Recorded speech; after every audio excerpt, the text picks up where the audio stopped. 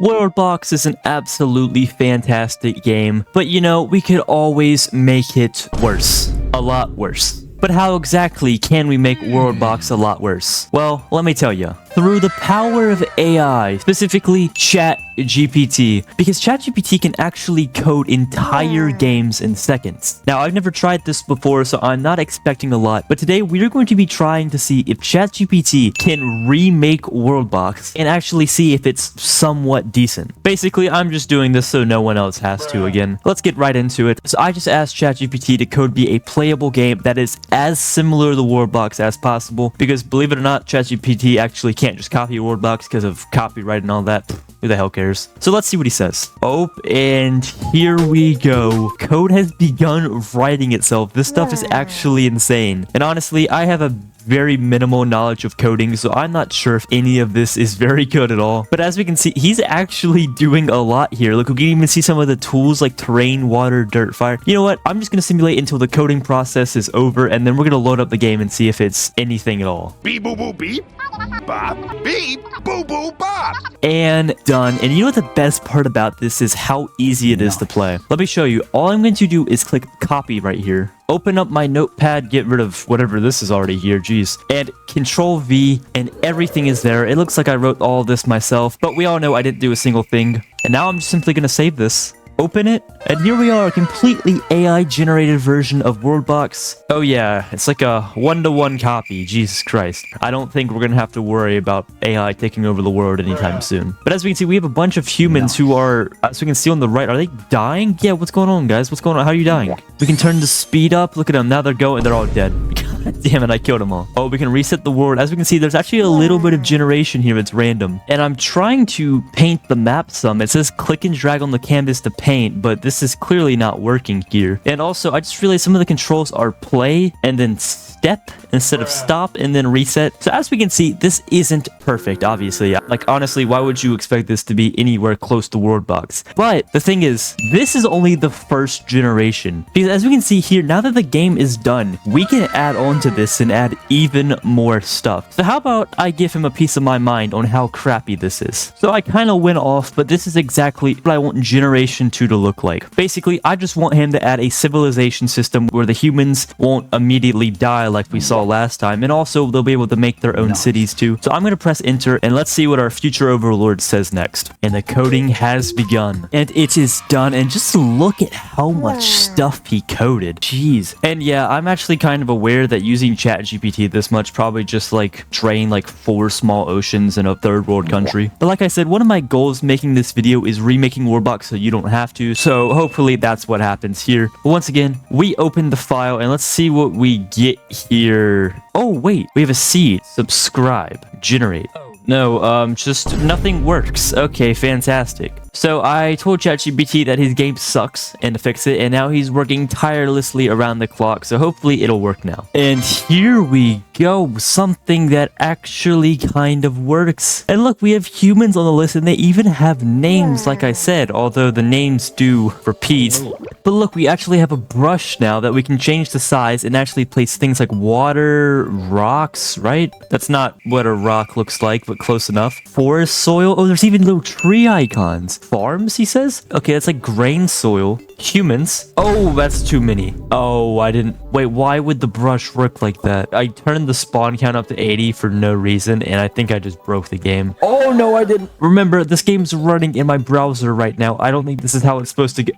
we're gonna try again here. So like we told the AI, these guys should actually be able to form civilizations now. So we're gonna make a lot of grass here, just so it looks a lot nice. You know, how about we give them a little lake right there? How about that? And we're gonna turn the speed up. Oh, do you see that trees are actually naturally spawning too? And I gave them a little farm, and we're gonna see if they can actually make houses here. As we can see on this legend, houses are these little pink blocks, and palaces, which I guess is like the king's castle or whatever, are these little yellow ones. But so far, not a lot has happened. I'm not sure if their AI is very good and they can just walk on water, so at least we created Jesus, I suppose. But as time passes, even though there are a lot of humans now, it's clear that they're not doing anything at all. So we're gonna head back to chat ChatGPT here and add a few more things to see if we can't get this a little bit better. But I would say Generation 2 is significantly better than the first one. So I told the AI to fix the housing issue along with adding some more animals and of course make it so I can throw bombs at the people for my own personal entertainment. And once again, it's complete. Let's see if this actually works. Wait, hold up. We actually have cities now. We have a population counter and total deaths too. Wait, so hold up. If I spawned in a bunch of humans now, will it actually track them? Yep, 1,500 people. Or 2,000 people. Okay, maybe we shouldn't have spawned in that many. Luckily, I also did make a bomb tab too. Let's see if that works. Oh, 45,000 deaths. Okay, yeah, that math does not add up too. So a bomb isn't exactly what you think. It's kind of more just like a black hole void. But if we put it like right here, it does kill like a little blast radius around the people, but then it just leaves a permanent divot. Oh, let's see if this world seed thing actually works. So let's go with this. Nope, does not work at all. So it's not a bug, it's a feature. You just, you can't do it all. Wait, hold on, maybe I just have to click regenerate. So if I do subscribe, it's this, the seed feature actually does work. And then of course the pause button's still here. And then there's this button too, which I thought was stop at first, just spelt wrong, like I said. But there's a pause and then resume. This button literally does nothing. We also have animals we can spawn in now. Let me spawn in just a few at a time. They look oddly similar to humans actually, just a little bit different. Well, everyone in the world begins spreading out, but once again, I am going to use this brush to make everything grass. Throw some trees in here and there, maybe a little lake over here, and we're going to see if they can actually make houses now. So I'm going to give it some time here and I'll get back to you if anything happens.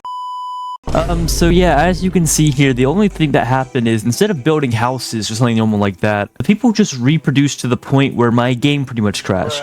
And it's kind of concerning that my computer can't even run a game that ChatGPT made, but we're just going to ignore that and move on to the 4th generation. So once again, I asked ChatGPT to actually fix the housing system and maybe make it so these guys will form proper civilizations and kingdoms. And I also asked it to create a war system too, so now kingdoms can go to war. And it is done again, and it said it added a ton of stuff. You know, it's actually kind of insane that ChatGPT can completely update the game and overhaul the whole thing in just a matter of seconds, and yet it takes the WORLDBOX devs several years to do it. But then again, this is what it looks like. This actually looks a lot worse now that I'm thinking about it. But as we can see, we can spawn in the human and they actually move a lot better here. But I guess let's just spawn in more of them. Why not? Okay, so we have a bunch of humans and wait, hold up, they're actually making houses now. There's like 40 houses. We finally have houses. Are these the houses? There's 5 kingdoms too. And there's soldiers now. Okay, wait, hold up. Even though it looks worse, there's a lot. We can drop a large bomb. Oh, that just eradicated somebody. Okay. We can't actually control where the bombs go now, so let's just spam until it kills someone. I guess the game can only hold so much, because if you think about it, if this was like a fully functional game, it would be more than, what, 29 kilobytes? Isn't WORLDBOX several gigabytes? And if you do this math here, 1 gigabyte is 1 million kilobytes. And this is 20 of those. So I guess there's only one thing left to do. Open up an auto clicker and just spawn in humans until it crashes. And here they go. They're quickly filling up the world. We're gonna max it up to max speed too. But it looks like the game's actually kind of stabilizing itself. Because of all the kingdoms, they're all at war with each other and the deaths are going up as quickly as the humans are. And now population's back down and the game is less laggy. Wow. Well, we finally found something that the AI does better than actual WORLDBOX. You physically cannot make the game crash. But we're going to do one last grand generation to try to make a game as similar to WORLDBOX as possible, and let's see what it does. It is done. Look how long this code is. Okay, let's see. Oh, okay, it actually works. Okay, hold up. But now we have so much here. I can paint tiles of land. I can even select between spawning people in. So let's spawn in some humans. Oh wow, and they actually kind of look like humans this time instead of little dots. Play, and holy crap, there's like growing mechanics. Oh, that might be a bit too much. We can change the zoom. Oh my god, I can actually make this look decent. Oh, we can finally spawn in some humans. Maybe we can have them make a kingdom. Oh, they do. Nice. They're currently at peace. Okay, let's spawn in some more humans over here. Maybe they can make their own kingdom. Okay, so looks like we have 2 opposing kingdoms here. The green guys you can barely see and the blue guys. And we can make them declare war on each other. And as we can see, they are now at war. Let's see what happens when we click unpause. And I think they're trapped. I think they're all drowning to death. Okay, well, as cool as all of this is, and I guess as quick as it took to make, it kind of pales in comparison to this, especially when you can do this as well. So moral of the story, AI can be great for a lot of things, but I'll be damned if some clanker starts making my games for me, and I'm only gonna torture virtual people in games made by real human hands. And anyway, if you're still watching at this point in the video, clearly I did something to entertain you, so I would appreciate it if you would click like and subscribe. And I know this one was a bit different, but I still thought it was mildly interesting. But anyway, that's all for today. I'll see you guys in the next one. Farewell.